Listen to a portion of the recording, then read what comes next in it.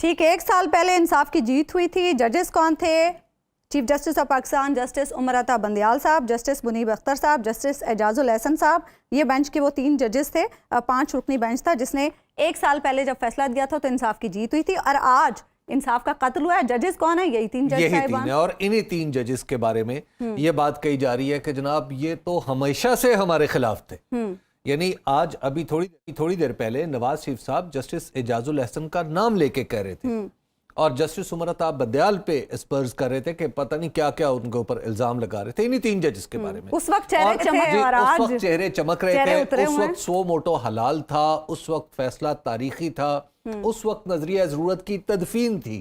اس کی وجہ یہ ہے کہ اس فیصلے کے نتیجے میں حکومت میں اثر آ رہی تھی، اور آج کے فیصلے کے نتیجے میں حکومت ہاتھ سے نکلتی دکھائی دے رہی ہے. اصل بات یہ ہے اور کچھ نہیں ہے. بات یہ ہے کہ کل کو تک جو میرے لیے فائدہ مند تھا تو میں اس کو ہپ کیے چلے جا رہا تھا. آج جو مجھے نقصان دہ لگ رہا ہے اپنی ذات کے لیے تو میں اس کو تھو کیے چلے جا رہا ہوں. میں پورے اپنے ملکی نظام کا ہم دیکھ رہے ہیں ہماری آنکھوں کے سامنے کہ وہی وزیر اعظم شہباز شریف صاحب ہی تھے نا، ابھی آپ نے سنایا. بالکل اس وقت وزیر اعظم نہیں تھے. اور مریم نواز صاحبہ، مریم اورنگزیب صاحبہ تھی. یہ سب لوگ آج جو کچھ کہہ رہے ہیں، اور بلاول بھٹو صاحب بھی تھے، اور آج جو کچھ کہہ رہے ہیں انہیں وہ ساری باتیں بھول گئی ہیں. اور دیکھیں یہ ہیں ہمارے ملک کے سیاستدان جو واقعے کو اپنی مرضی سے شروع کرتے ہیں. وہاں سے شروع کرتے ہیں جہاں سے انہیں شہید بننے کا موقع ملتا ہے. وہاں سے نہیں شروع کرتے کہ جہاں سے انہیں، مثال کے طور پہ شہباز شریف صاحب اگر عدلیہ اور اپنے درمیان تعلقات کی بات کریں تو جسٹس ملک قیوم کی آڈیو سے بات شروع ہونی چاہیے. کہاں سے شروع ہونی چاہیے؟ نواز شریف صاحب اگر بات کریں تو کیا وہ 97 سے شروع ہونی چاہیے یا آج سے شروع ہونی چاہیے یا پیناما سے شروع ہونی چاہیے؟ اور پھر جن ججز کے بارے میں انہوں نے کہا، آج جناب شہباز شریف صاحب فرما رہے تھے کہ ایک جج صاحب نے تو غالباً اعتراف بھی کیا تھا. وہ جن جج صاحب نے اعتراف کیا تھا نا، ان جج صاحب نے ان کی حکومت بھی بحال کی تھی. نواز شریف صاحب کی جب اسمبلی غلام اسحاق خان نے توڑی تھی تو انہی جج صاحبان نے ان کی حکومت بھی بحال کی تھی. تو اگر بھٹو کو جوڈیشل مرڈر تھا تو اس کے بعد آپ ذرا اٹھا کے دیکھ لیجئے کہ عدالتوں میں جو لاڈلے تھے وہ کون تھے. لیکن یہاں پہ بات تو یہ ہے کہ یہاں پہ آپ کے جو دل میں آتا ہے سیاستدانوں کے مفادات کے تابع ہوتی ہے. اچھا، آج میں آپ کو ایک اور تھوڑی سی بات میں واضح کرنا چاہ رہا تھا. وہ یہ ہے کہ کیا یہ فیصلہ جو ہے، کیا اکثریتی اور اقلیتی کی بات بڑی چل رہی ہے. ہماری حکومت، ہمارے 2 جج صاحبان نے بھی ایسا ہی کہا ہے. جسٹس منصور علی شاہ صاحب نے بھی، اور انہوں نے لکھا اپنے فیصلے میں، اور جسٹس جمال خان مندوخیل صاحب نے اس کی تائید کی کہ یہ فیصلہ 4-2 کا تھا ہمارا جو تھا. 4-3 کا. میں نے آج عدالتی ریکارڈ جو عدالت کی ویب سائٹ کے اوپر پڑھا ہے، اور اس کو آپ اٹھا کے دیکھ سکتے ہیں. آج اس کی روشنی میں میں نے مرتب کرنے کی کوشش کی ہے کہ یہ 4-2 کی بحث جو ہے وہ کیسے ہو رہی ہے. 4-3 کی بحث ہے یا 3-4 کی بحث ہے، وہ کیسے ہو رہی ہے.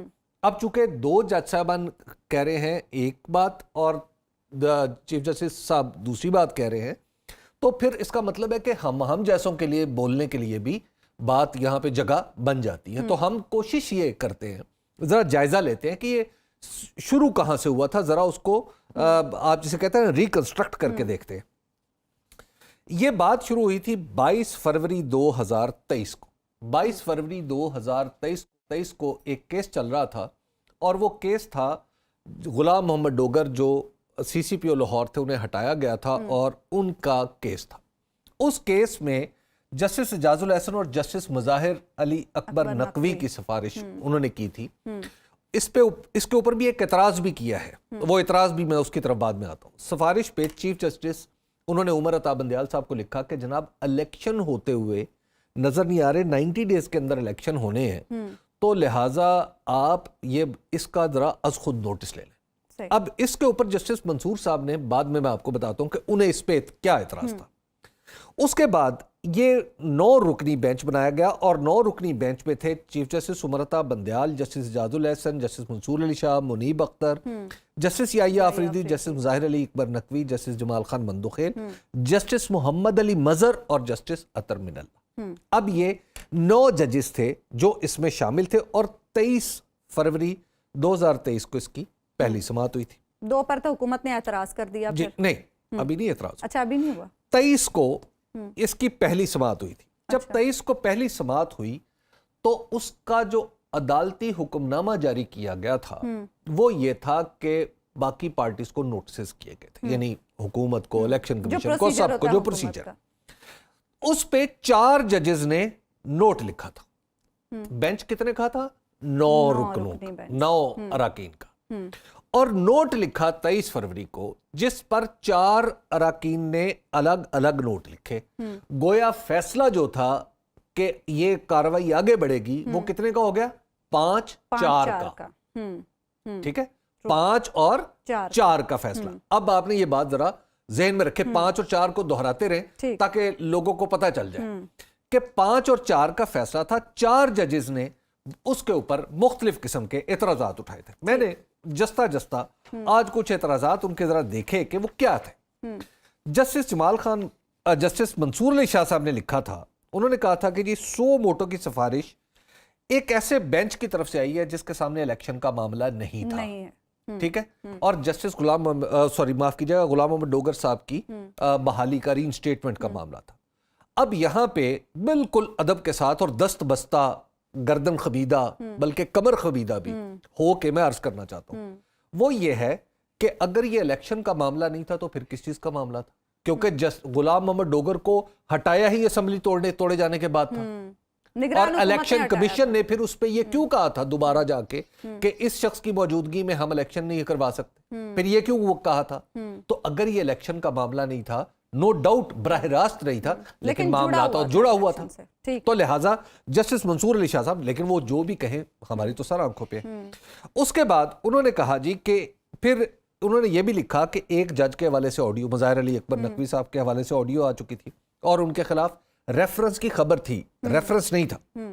और अदालत के उनका इतराज था कि अदालत के सीनियर तरीन जो मेंबर हैं उनका इशारा था जस्टिस फायजी साहब की तरफ और जस्टिस सरदार तारिक मसूद की तरफ कि उन्हें क्यों नहीं शामिल किया गया। तो लिहाजा ये था उनका इतराज।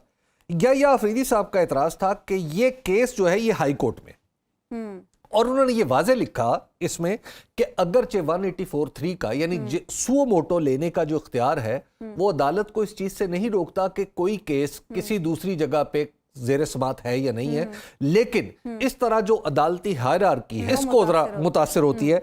तो लिहाजा इसको मैं मुनासिब और मैं समझता हूँ कि इस पिटीशन को मुस्तरद कर देना चाहिए। और उन्होंने बेंच का हिस्सा भी अपने आप को उनका कि मैं मुनासिब नहीं समझता, ताहम ये फैसला मैं सीजेपी पे यानी चीफ जस्टिस पे छोड़ता हूँ। अतर मिनल्ला साहब ने कहा कि मैं इसमें मजीद, चूंकि चीफ जस्टिस साहब ने 3 सवाल ऐड किए हैं, कुछ सवालात फ्रेम किए, मैं चाहता हूं कि इस सवाल पर भी गौर किया जाए कि क्या वजीर आला असम्बली तोड़ सकता है और उसके तोड़ने के इख्तियार का तयन कैसे होगा? अगर किसी ने उसको कहा है तो फिर क्या होगा?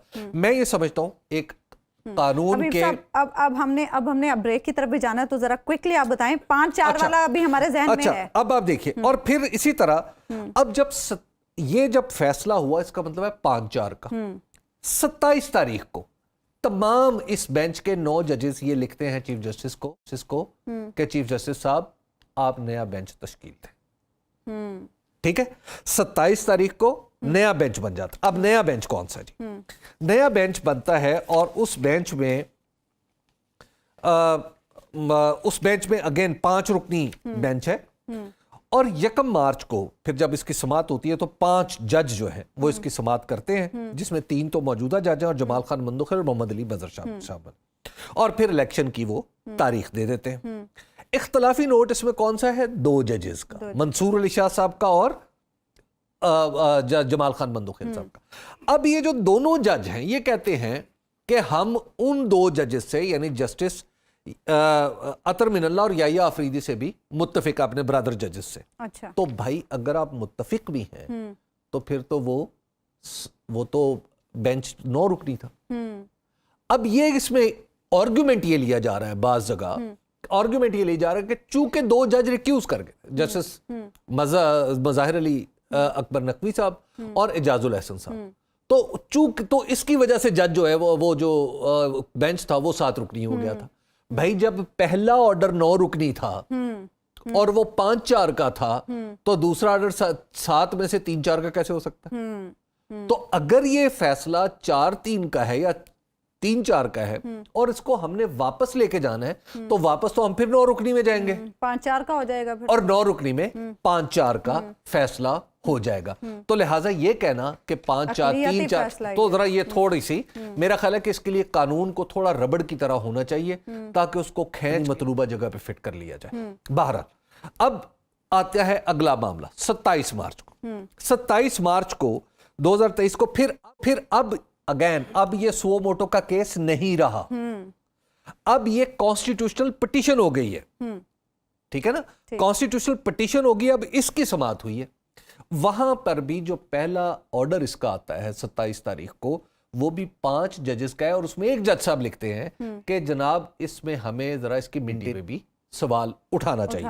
اچھا, اس کے بعد کیا ہوتا ہے کہ اس کے بعد جسٹس امین الدین خان صاحب اور جسٹس جمال خان مندوخی یہ دونوں کیسز سے نکل جاتے ہیں. امین الدین خان اس لیے کہ جسٹس فائز عیسیٰ کے ساتھ انہوں نے ایک فیصلہ کیا جو 184(3) کا تھا, وہ 184(3) کی تو اس وقت مکمل ہو چکی تھی سماعت, وہ تو 1 مارچ کو طے ہو چکا تھا کویسچن, تو لہٰذا اس فیصلے پہ وہ اپلائی ہی نہیں ہوتا تھا. لیکن کیونکہ یہ تو کانسٹیٹیوشنل پٹیشن کا تھا, کانسٹیٹیوشنل پٹیشن کا تھا. اچھا, اس کے بعد پھر کیا ہوا کہ پھر آ گیا جسٹس جمال خان مندوخیل صاحب, انہوں نے کہا جی کہ مجھ سے انہوں نے پوچھا نہیں تھا تو اس لیے میں اس کو الگ سے میں دوسری طرف پھر دوبارہ بینچ ٹوٹا. اب اس میں رہ گئے فیصلہ 5-4 3-2 اور اب پھر 3 ممبر کا بینچ رہ گیا, اور 3 ممبر کے بینچ نے متفقہ طور پہ یہ فیصلہ کر دیا. یہ جو حکومت کی جانب سے بار بار کہا جاتا 4-3 وہ کیا تھا؟ دیکھیے, حکومت ایک کرائسس پیدا کر کے اس میں سے نیریٹو تراشنا چاہتی ہے.